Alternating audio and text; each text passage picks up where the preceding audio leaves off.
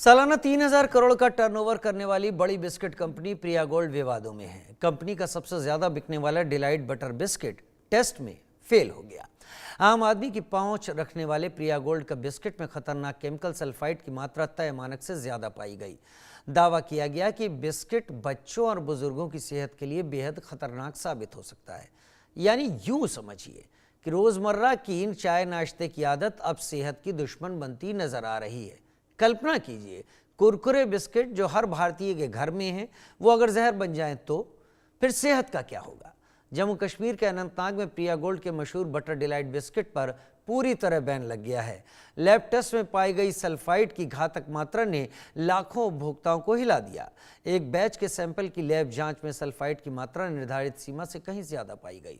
भारत के food safety standards के मुताबिक 1 किलो भोजन में सिर्फ 15 मिलीग्राम सल्फाइड की अनुमति है, लेकिन इस बिस्किट में सीमा काफी ज्यादा हो गई, जो स्वास्थ्य के लिए घातक साबित हो सकती है। इसलिए अधिकारियों ने तुरंत बैन लगाया और प्रिया गोल्ड के बटर डिलाइट की बिक्री, वितरण और उपभोग पर रोक लगा दी।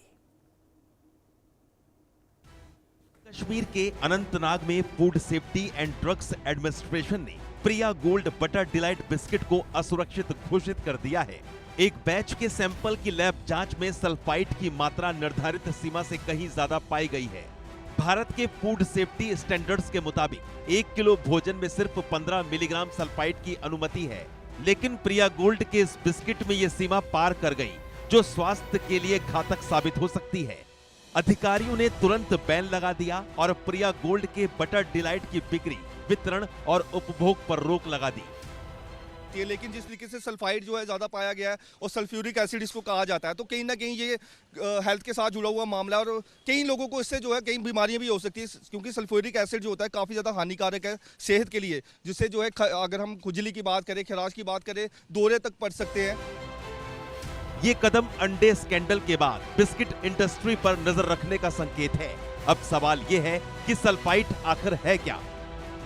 ये एक तरह का प्रिजर्वेटिव है जो आटे को नरम और लचीला बनाता है, बिस्किट की शेल्फ लाइफ बढ़ाता है, बिस्किट लंबे समय तक ताजा रहता है। अधिक मात्रा में ये जहर की तरह काम करता है।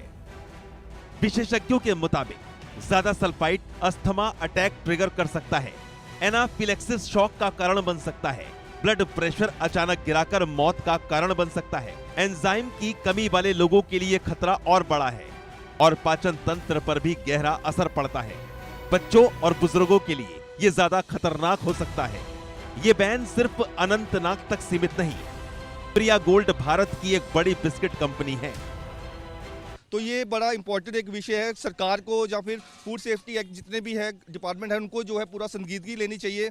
जो लोग इस तरीके का काम कर रहे हैं उन पर कड़ी कार्रवाई करनी चाहिए, एक्शन लेना चाहिए, क्योंकि हेल्थ के से जुड़े हुए मामले से आगे जो है गंभीरता जो बढ़ती जा रही है। प्रिया गोल्ड कंपनी का टर्नओवर करीब 3,000 करोड़ रुपए है। ये ब्रांड देश के 25% घरों तक पहुंचता है। भारत में करीब रोज 45 करोड़ लोग ये बिस्किट खाते हैं, यानी हर तीसरा व्यक्ति प्रिया गोल्ड कंपनी का बिस्किट खाता है।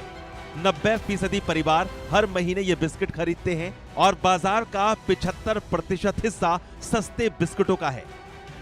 यहाँ पे जैसे कि चाय पीने रोज ही आते हैं तो बिस्किट खाते हैं, तो कई बार हम प्रिया गोल्ड बिस्किट भी खाते हैं, लेकिन जिस तरीके से अभी आप जानकारी मिल रही है कि यहाँ पे सल्फाइड की मात्रा जो ज़्यादा पाई गई है, तो बड़ा विषय जो इस वक्त गंभीर बना हुआ है, क्योंकि ये हेल्थ के साथ जुड़ा हुआ मामला है। छोटे बच्चों से लेकर सभी जो है, अगर नाश्ते की बात करें तो बिस्किट जो है सबकी पसंद रहती है। ऐसे में एक बैच की समस्या पूरे बाजार को हिला सकती है। क्या ये क्वालिटी कंट्रोल की नाकामी है या प्रिजर्वेटिव्स के अंधाधुंध इस्तेमाल का नतीजा?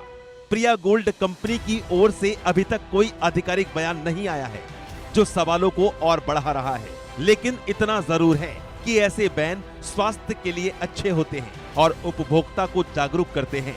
हाल के वर्षों में फूड सेफ्टी स्कैंडल बढ़े हैं। अंडे से लेकर दूध तक ये बैन FSSAI के सख्त नियमों का प्रमाण है।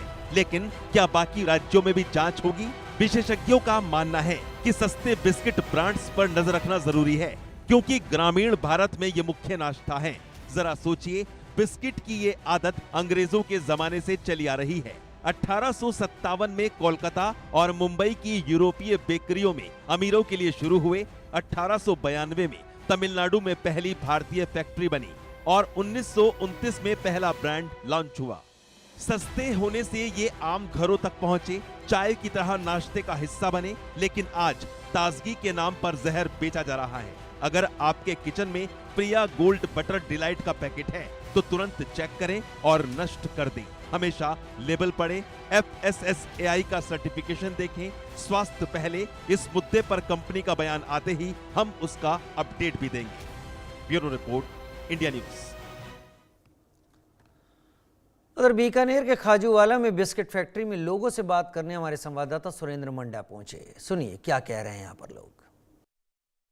यदि आप भी अपने बच्चों को सुबह चाय के साथ देते हैं बिस्कुट तो हो जाए सावधान, क्योंकि जम्मू कश्मीर की एक कंपनी के बिस्किट कंपनी के अंदर बिस्किट के अंदर केमिकल मिलने के बाद में सरकार के द्वारा उसे सीज कर दिया गया और लगातार जो बिस्किट खाने की परंपरा है लगातार जारी है, क्योंकि सुबह सुबह बच्चे चाय के साथ बिस्किट मांगते हैं, उनकी माताएं हैं वो बिस्कुट देती है, लेकिन उनके स्वास्थ्य पर किस प्रकार का प्रभाव पड़ता है, वो बिस्किट जो पैकिंग बिस्किट है वो कितने केमिकल युक्त आते हैं, उनको खाने से किस प्रकार की स्वास्थ्य संबंधी बीमारियां होती हैं, वो देखिए काफी तरह की बीमारियां सामने आती है। लेकिन इससे पहले अंडों के अंदर केमिकल मिला हुआ सामने आया मामला, लेकिन अब बिस्किट के अंदर ही केमिकल मिलने का मामला है जो जम्मू कश्मीर से सामने आया है। इंटरनेशनल बॉर्डर इलाका यानी पश्चिमी राजस्थान का सरहदी जिला बीकानेर, जहां पर बिस्किट खाने की परंपराएं काफी लंबे समय से चलती आ रही है।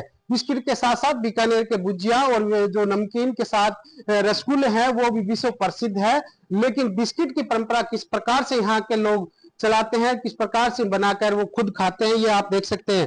ये सुबह से जो लोग आए थे वो अपना नंबर का इंतजार करने के लिए यहाँ पर जो घी की केनिया या जो सामान लेके आए थे वो रखा हुआ है, इंतजार कर रहे हैं कि कब हमारा नंबर आता है, कब किस प्रकार से बिस्कुट हम बनाते हैं। यहाँ पर देखिए पूरी प्रक्रिया एक बार दिखाना चाहूंगा कि बिस्किट बनाने की फैक्ट्री है, जहां पर लोग बिस्किट खुद अपने घर का घी और जो सामान है वो लेके आते हैं, उसके बाद बनाते हैं। हमारे साथ यहाँ पर बिस्किट बनाने वाले भाई साहब है, उनसे थोड़ी सी जानकारी लेंगे। एक बार थोड़ा बिजी है वो। किस प्रकार से भाई साहब, कितने टाइम से आप बिस्किट बनाते हैं, लोग कितना भरोसा जताते हैं, और जिस प्रकार से जो पैकिंग बिस्किट आ रहे हैं उनमें देखा जाता है कि काफी केमिकल मिलाया होता है, और ये इसमें कितनी शुद्धता है, क्या कहेंगे? ये देसी घी का बनाए जाते हैं बिस्कुट। जैसे 4 किलो आटा हो गया, किलो घी हो गया, 2 किलो दूध हो गया, 2.5 किलो खंड हो गई। कितने टाइम से आप ये काम कर रहे हैं? ये 30 साल हो गए मेरे। 30 साल से अधिक काम कर रहे हैं। जो अभी जैसे पैकिंग बिस्किट आते हैं कई अलग अलग कंपनियों के, अभी एक हाल ही कंपनी के बिस्किट के अंदर केमिकल मिला है, स्वास्थ्य के लिए कितना खतरनाक है? खतरनाक ही होता है केमिकल।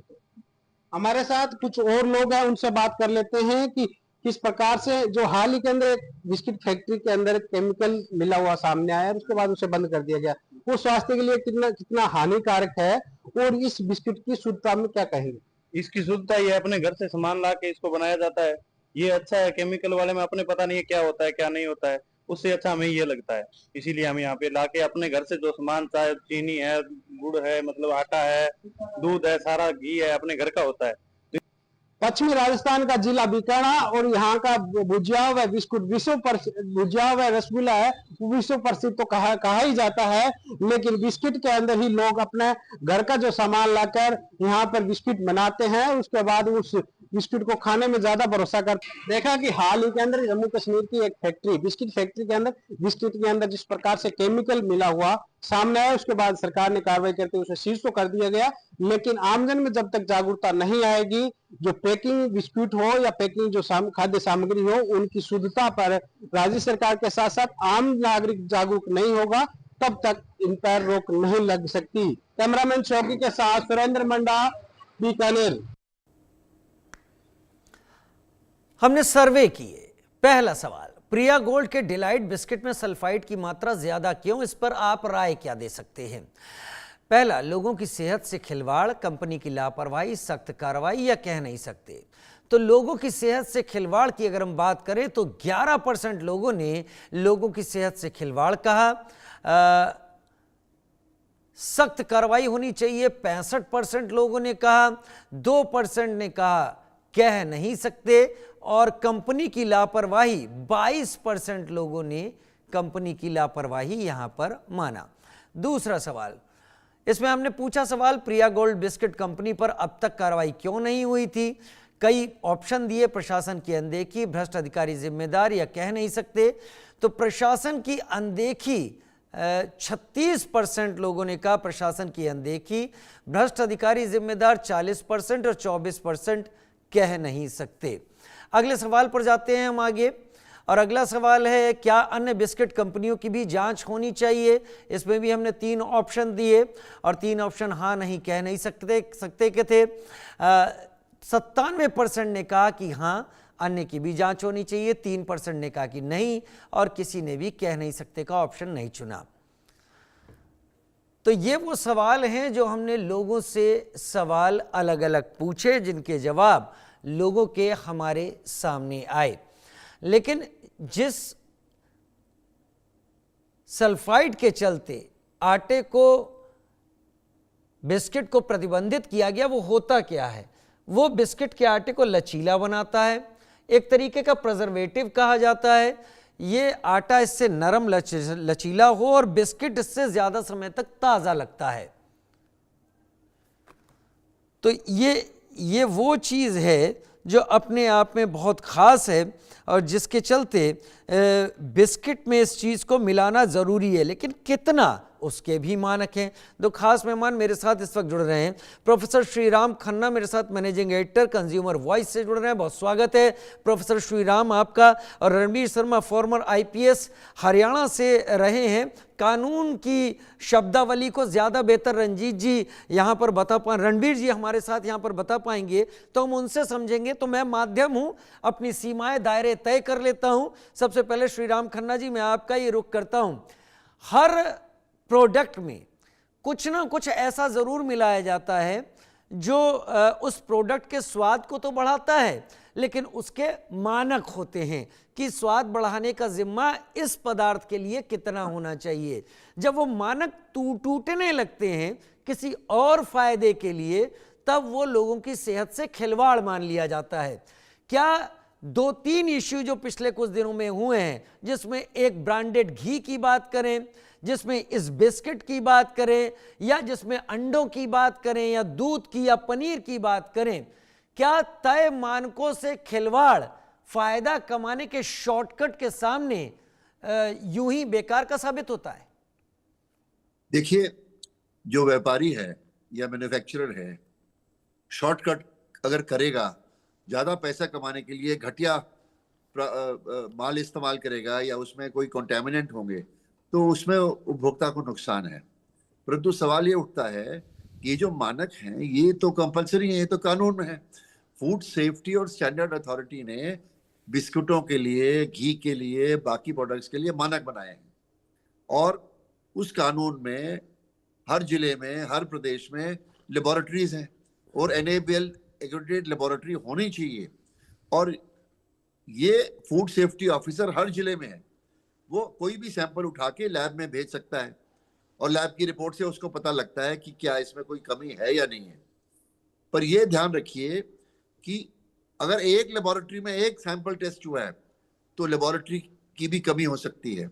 क्या वो लेबोरेटरी NABL एक्रेडिटेड थी? एग्जैक्टली। तो क्या उसने जो टेस्ट किया है और उसमें पाया गया है, क्या इसको कोरैबोरेट किसी दूसरी लेबोरेटरी ने कराया या नहीं कराया? ये सवाल है। उसके अलावा मैं आपको बताऊं कि ये व्यापारियों में, ब्रांड्स में आपस में कंपटीशन बहुत होता है, और इसमें कई बार ये भी देखा गया है कि एक ब्रांड दूसरे को बदनाम करने के लिए कई हथकंडे भी अपनाता है। तो क्या इस मामले में कोई हथकंडा तो नहीं है? ये भी सवाल उठना पड़ेगा। मैं इसलिए बता रहा हूं कि एक सैंपल टेस्ट हुआ और आपने कहना शुरू कर दिया कि देश भर में प्रिया गोल्ड अडल्ट्रेटेड है।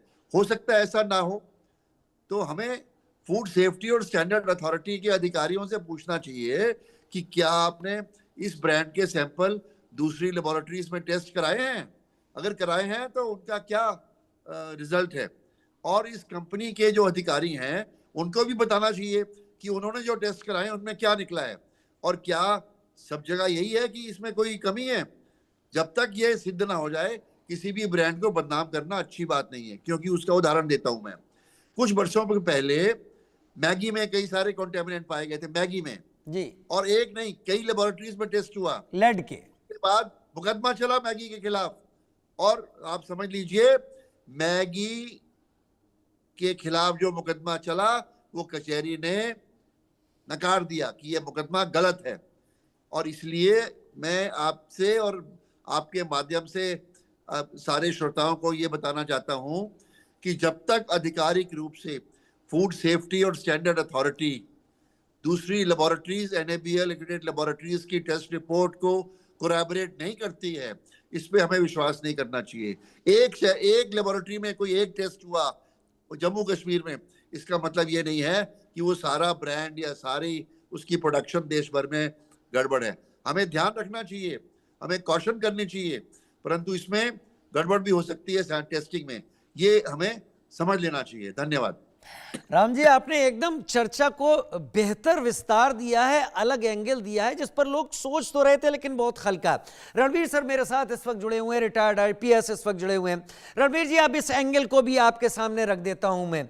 क्या NABL रजिस्टर्ड लैब में होना जरूरी है कुछ भी कॉल लेने के पहले? क्या उसको दूसरी जगह कोरोबरेट किया जाना जरूरी है तब ये चीज सही मानी जाए?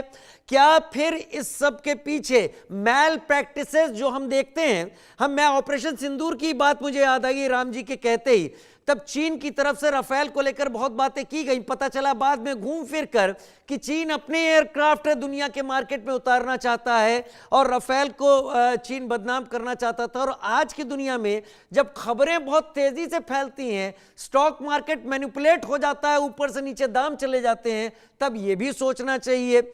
लेकिन इसके साथ साथ अगर ये चीजें सही हैं तब BNS किस तरीके से देखता है इस अडल्ट्रेशन को? विस्तार से जवाब दें रणवीर जी, आपका जवाब बहुत मदद करेगा कोई राय बनाने में। शर्मा जी, ऐसा है कि फूड अडल्ट्रेशन जो एक्ट है हमारा कानून, उसके तहत जो फूड सेफ्टी वाला स्टैंडर्ड है, ये दोनों चीजें साथ साथ काम करती हैं। महकमा फूड एंड सप्लाई का है और उनको फूड अडल्ट्रेशन के अंदर छापा मारने की, उन चीजों को चेक करने की सहूलियत या उनको पावर दी गई है। जो पुलिस का काम है, वो पुलिस का काम तभी आता है जब फूड एंड सप्लाई महकमे के या फूड सेफ्टी महकमे के जो लोग हैं वो पुलिस की इमदाद मांगते हैं। ये डायरेक्ट पुलिस के उस संज्ञान में नहीं आता है जब तक कि हमें फूड सेफ्टी वाले या फूड अल्टरेशन जो एक्ट है उनके लोग या फूड सप्लाई वाले जो लोग हैं वो हमारे सामने अपनी शिकायत लेके नहीं आते कि भी हमने ऐसे ये चेक किया था और इसके अंदर हमें शक है कि अडल्ट्रेशन है। तो वहां पे पुलिस ऑफिसर वो जाएगा, जाके वो सारे नमूने जो वहां पे दिए जाएंगे उनको लेगा और उनकी जो चेकिंग का मामला है वो सारा फूड एंड सप्लाई डिपार्टमेंट का है। पुलिस केवल FIR दर्ज करती है और उन सारे ऑफिसर्स की पढ़ाई उसमें सेट करती है और जो सारे नमूने वो दिए गए हैं उन नमूनों को वो जहां जहां उनको हिदायत दी जाती है फूड एंड सप्लाई डिपार्टमेंट की तरफ से, वहां पे उसे चेकिंग के लिए भेजा जाता है। जब वो महकमा और सप्लाई का जो डिपार्टमेंट है वहां से जब वो नमूने भेजे जाते हैं किसी लैब के अंदर और लैब के अंदर ये बात आती है कि भी हाँ इसमें अडल्ट्रेशन है या इसमें जो मानक दिए गए हैं उन मानकों का इसमें गलत प्रयोग हुआ है, या तीसरी बात अगर भी इन मानकों के साथ कोई खिलवाड़ किया गया है या जानबूझ के कोई बात की, वो सारी रिपोर्ट हूबहू हमारे पास आएगी। हम उसको मजिस्ट्रेट के सामने रखते हैं और मजिस्ट्रेट फिर उन डिपार्टमेंट के जो गवाह हैं उनके द्वारा उस चीज को तुलना करता है। अगर भी आपने जो मुकदमा दर्ज कराया है उसके बारे में आप क्या क्या सबूत पेश करते हैं। तो जब वो सबूत सारे दे दिए जाते हैं और सबूत देने के बाद ही ये मजिस्ट्रेट फैसला करेगा कि भी हाँ ये अडल्ट्रेशन सही है या गलत है। अगर अडल्ट्रेशन है तो नेचुरली वो चीटिंग में 272-73 हमारी IPC के जो एक्ट हैं उनके तहत वो मुकदमा दर्ज होता है और उसमें सजा भी बहुत सख्त है, बशर्ते वो चीज हमारी प्रूव हो जाए लैब के अंदर।